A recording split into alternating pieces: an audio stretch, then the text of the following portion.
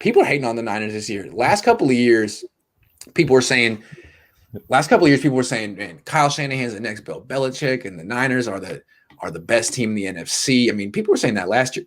People were saying that the year before. Now, there's all this skepticism, like, they're right. They're okay. Like year 5 of Kyle Shanahan building this thing, and people are like, man, 12th best roster, 13th best roster. What do you think of that?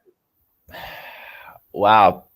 The main reason why I think that we are not higher right now is our starting quarterback, because nobody thinks that Jimmy will bring this team into the Super Bowl again.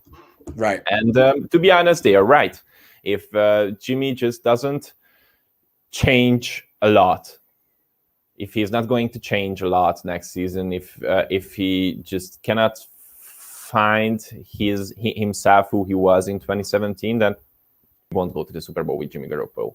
Why? Because we just changed our defensive coordinator. We just want to try some new things on the offensive side of the ball. We may just leave that zone running scheme that lead us into one of the greatest rushing teams in this decade.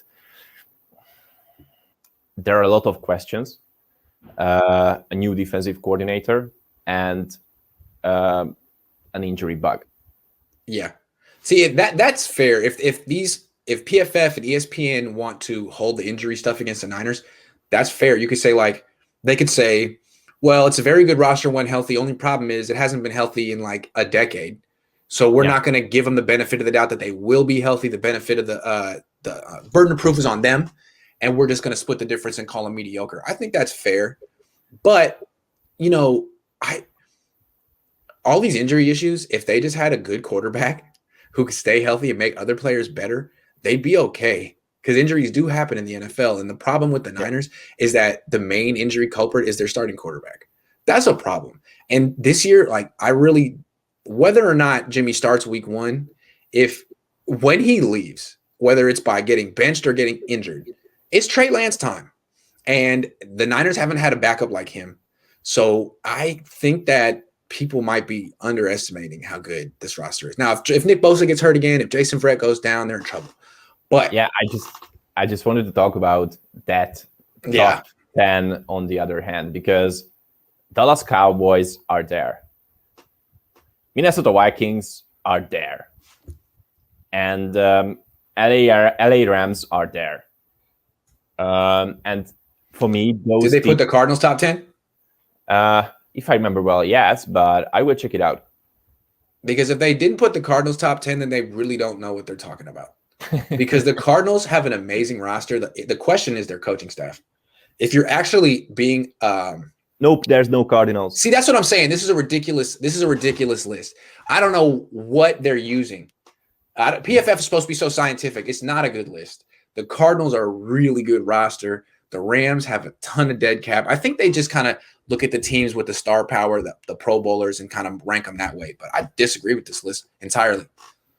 Yeah, and I agree with you, because what I'm always saying for the Hungarian fans who are just looking the PFF stats, because we just paid for the next gen stats from the PFF, I'm always saying them that if you agree with the PFF, you agree that Mike McGlinchey is actually an almost elite offensive tackle. Yes, that's true, man. I just snorted.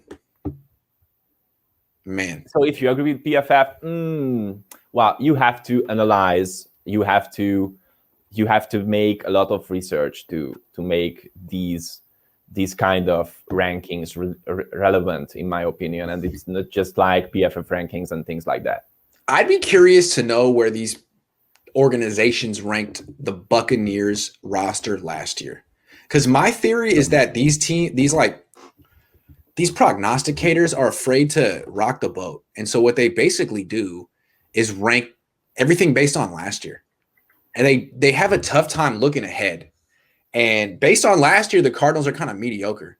But if you look at what they've done and look at their roster and their salary structure, the team's loaded. They got J.J. Watt for like nothing this year. They got A.J. Green for like nothing this year. They got rid of Larry Fitzgerald. They got Chandler Jones back.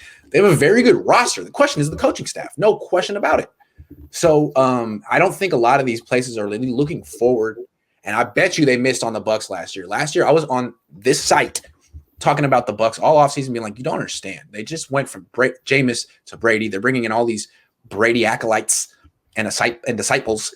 And people are like, nah, it's the first year. They're going to need time to gel.